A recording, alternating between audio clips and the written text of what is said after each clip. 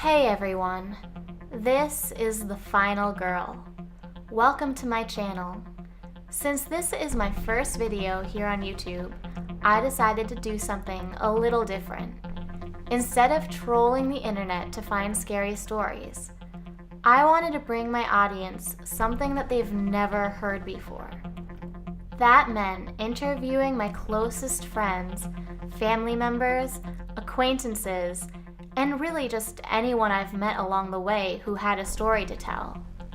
All of these stories are 100% true and will absolutely send chills down your spine. That being said, this story you're about to hear and the next few stories on this channel will be completely authentic and from people only I know in my true life. That way I can bring you something you haven't heard a million times before. Without further ado, this is my first story, and I like to call it, My Stalker Was Closer Than I Thought.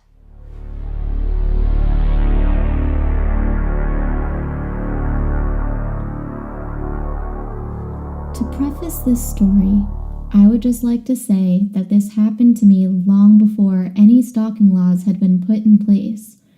I say this because I think it will help you understand the outcome of my story.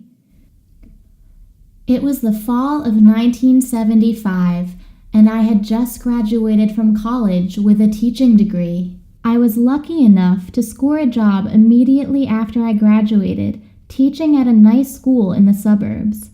Unfortunately, the living options in the suburbs were pretty expensive, so I found myself a nice one-bedroom apartment in the middle of the city. The neighborhood I lived in was pretty safe, and the apartment itself even had a doorman, which made me feel secure. The only downside was my commute to work, which was about 40 minutes each way, and I didn't have a driveway, so I would have to park on the streets. Luckily, because I lived right in the middle of a very dense city, I had plenty of things around me that I could walk to from my apartment. I had always felt incredibly safe in my neighborhood. I never feared walking to and from the local shopping center by myself, even at night. Sadly, that feeling of security would be short-lived. The phone calls began one evening after I had returned from work. Remember, this was way before cell phones or even portable phones, so all I had was a landline that connected to a single stationary cord phone in the middle of the living room. I was right in the middle of cooking dinner when I heard the ring. I walked over, picked up the phone, and said, "Hello?" All I heard on the other line was breathing from what appeared to be a man's voice. I said hello one more time, and then he responded. Hi. How are you doing? I simply replied by saying, "I'm sorry, who is this?" It doesn't matter. I just wanted to call to see how you were doing. I hung up the phone and thought nothing of it. I figured it was just a prank call and not something I needed to worry about. The next few days went by completely normal, and I didn't even think about what had happened a few nights ago. When Saturday afternoon rolled around, I decided to walk to the corner grocery store to pick up some food for dinner. I had settled on roast chicken and mashed potatoes. As I returned home, I began preparing my food.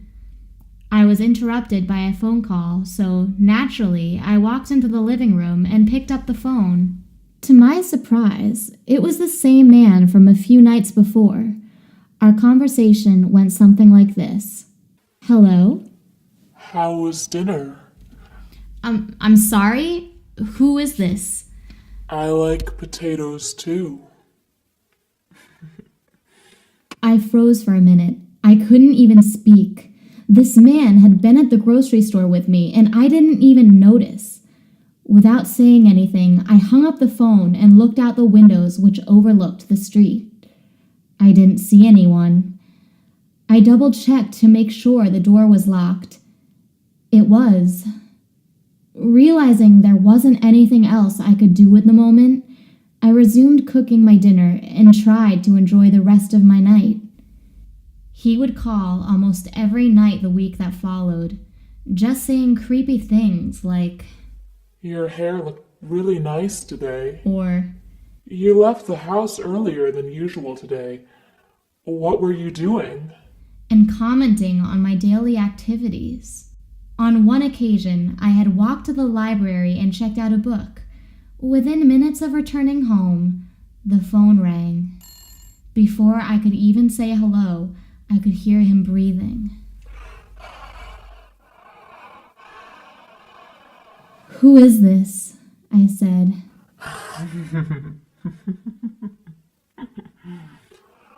"Let me know how the book is. It looks like a good one." I slammed the phone down. I was completely panicking, but I really didn't know what to do. I did know that I didn't want to be alone in my apartment anymore, so I called my friend, who luckily was free. We made plans to see a movie that evening. Looking back, I can't remember exactly what the film was, but I do remember that it was a comedy and I thought it might help cheer me up. I got in my car and drove to the theater and waited for her to meet me there. Being with my friend Lisa made me feel a lot better, and for a few minutes, I even forgot about the creepy phone calls I had been receiving. After the film, me and Lisa went out for dinner and talked. I told her all about what was going on, and while she was sufficiently creeped out, she agreed that there wasn't much I could do about it at this point. Because this man hadn't really threatened me in any way or hurt me physically, we both felt that it didn't make much sense for me to go to the police yet. I know it sounds naive, but these things rarely happened back then, and I don't think people understood the dangers stalking could entail.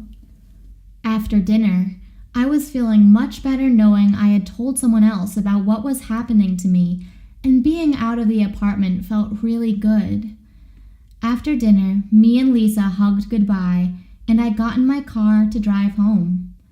As I approached my apartment, I realized there weren't any parking spots available. I sighed and drove past my apartment and down the street until I found a spot. It was only about a block and a half away, and the streets were well lit, so I went for it. I got out of my car and power walked home as fast as I could, all the while feeling like I was being watched. I looked around, and of course, there was nobody there. I thought maybe I was just paranoid because of the calls, and kept walking home. I got to my apartment and walked through the lobby down the hallway. I unlocked my door, walked in, and immediately locked the door behind me. I put my purse down and sat on the couch. I was about to turn my TV on when the phone rang. I braced myself and picked it up, and what I heard on the other end of the line still sends chills down my spine to this very day. "You didn't seem to like the movie very much. I thought it would make you laugh more. Why didn't you laugh more?" I was completely speechless. Then he spoke again. "Next time, don't park so far away. It's dangerous to walk home alone at night."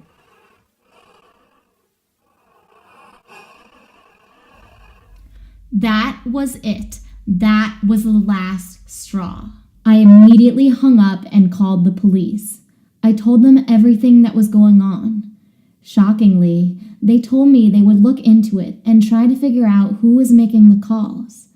Back then, cops would typically overlook this type of situation, but I think the sound of terror and truly fearing for my life in my voice convinced this officer to help me. By some miracle of God, over the next couple of days, the police managed to find the man who was making the calls to me. I don't know exactly how they did it or what technology they used, but they eventually managed to trace the calls I had been getting to the main number of the apartment complex I lived in. It turns out one of the men who worked at the front desk was making the phone calls. The police talked to him, but he brushed it off as it was just prank calls, as if it was no big deal. While it was incredibly strange, the police never made an arrest because he technically hadn't broken any laws or threatened me in any way. The day I found out who was making the calls, I left the apartment immediately and stayed with my friend who lived in a completely different part of the city until I could find a new place.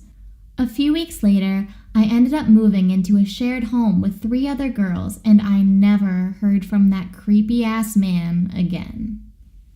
I'll never know exactly what that man's intentions were or why he did to me what he did, but I feel incredibly lucky that it never got any further and that I was able to get out of the situation in one piece. I know not everyone does. To anyone listening, always be aware of your surroundings and keep your doors locked and never let your fear of looking stupid keep you from calling the police.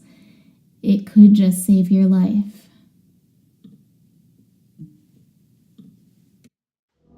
Hey guys, I really hope you enjoyed that video, and thank you for watching. If you did enjoy it, please remember to like, comment, and subscribe. Stay tuned for my next video of a absolutely true, unheard of story, and that should be coming out sometime next week, probably Monday. And remember, always keep your doors locked. And if the phone rings when you're home alone, don't answer it.